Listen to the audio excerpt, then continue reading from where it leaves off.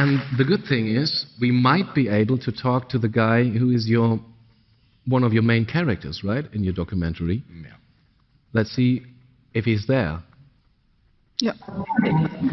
Good evening. Hi, here are you.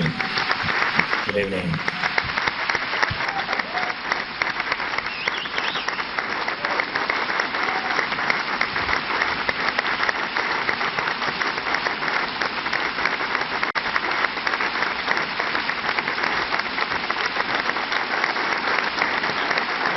Thank you so much.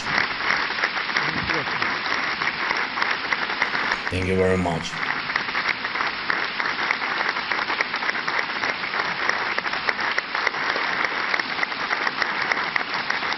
Thank you.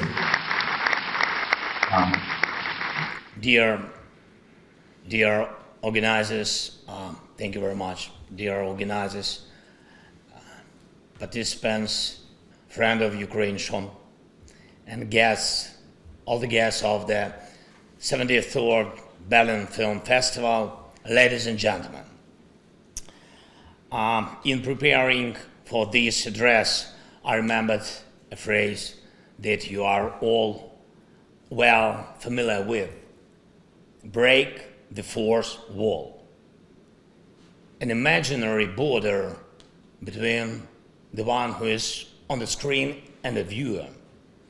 At the same time, cinema is able to overcome other walls and barriers existing in the world, both real and ideological. It is enough to mention the story of the great German director, Wim Wenders. In my opinion, in a certain sense of the word, he broke the Berlin Wall 2 years before its actual fall. In the outstanding film Der Himmel über Berlin, where the divided city is united by angels flying freely over the wall. At that time, Wenders couldn't even imagine that one day, basically the same place, he would open the 50th Berlinale, where once there was a wall and emptiness. Now life is booming and the heart of the Berlinale beats. And it seems to me very symbolic. For many, many years, Potsdam Square was cut through by the Berlin Wall. Formerly, it divided West and East Berlin. It divided free world and totalitarian.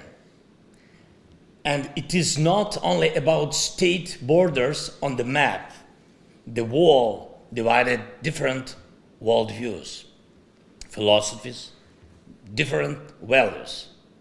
Today, Russia wants to build the same wall in Ukraine, a wall between us and Europe, to separate Ukraine from its own choice and its own future. A wall between freedom and slavery, between the right to life and missile attacks, between progress and the ruins that Russia leaves behind, a wall between civilization and tyranny.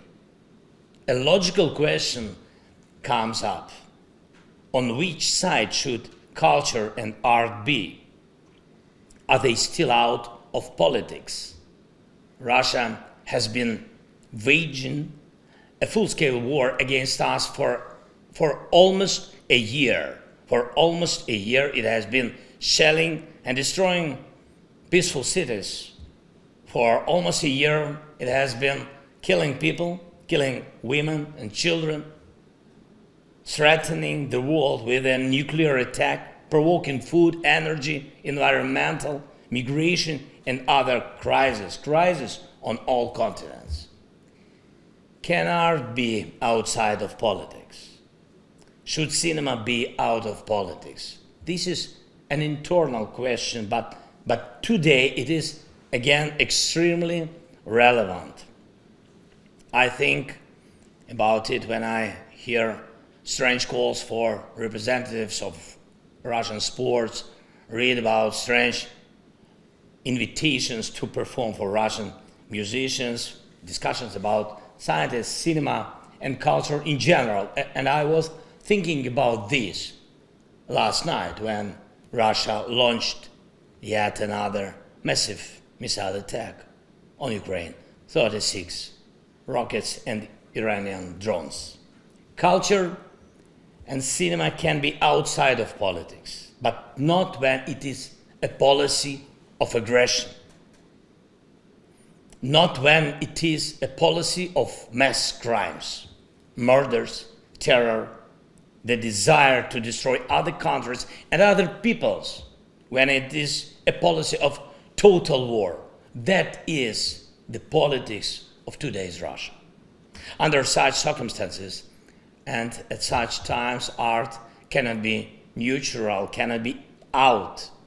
Culture makes choices in times like this. Culture chooses the side or speaks out in different ways, fighting and standing against the evil, or overlooks and remains silent and in fact helping the evil.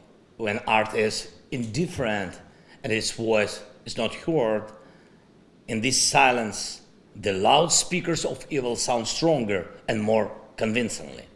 Of course, in the global sense, cinema cannot change the world, but it can influence and inspire people who can change the world.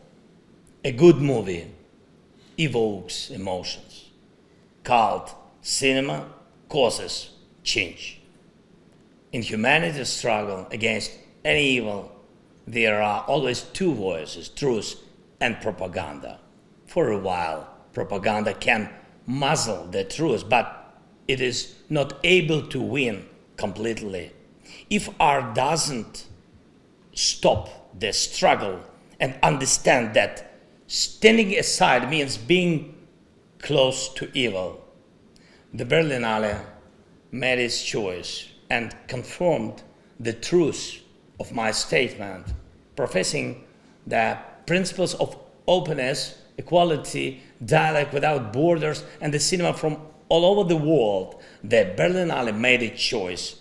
Institutions and persons supporting the Kremlin and films made with Russia's support are not admitted to this year's festival. We appreciate it and are grateful for it. This is really important. This is not formality. This is justice. And we are grateful for Ukraine's support, attention to Ukraine, solidarity with Ukraine.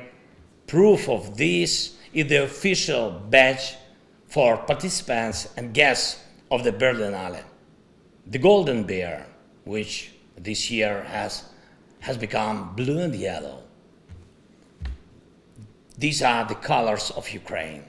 And we will do everything to return him to his rightful place and free all our lands. Your support in this is important and invaluable to us. Now there are thousands of kilometers between us, but we are side by side. We speak different languages, but there is complete understanding between us. Only a virtual border separates us, but there is no wall between us.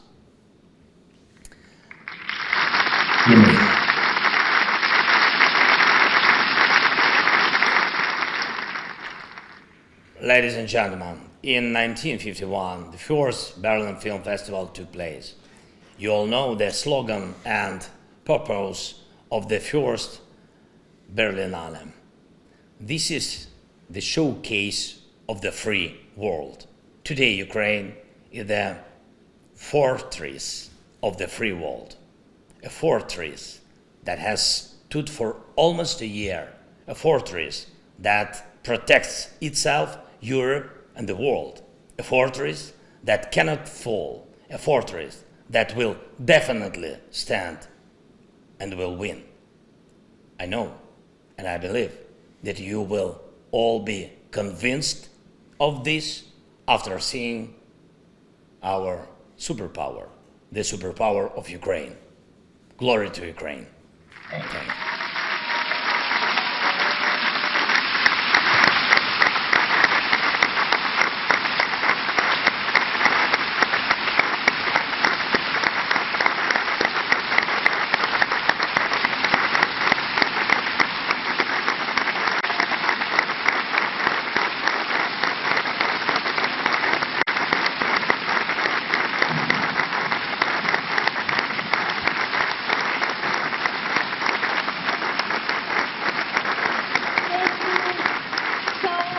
So much to the President of Ukraine, Mr. Volodymyr Zelensky. Thank you so much for taking the time and being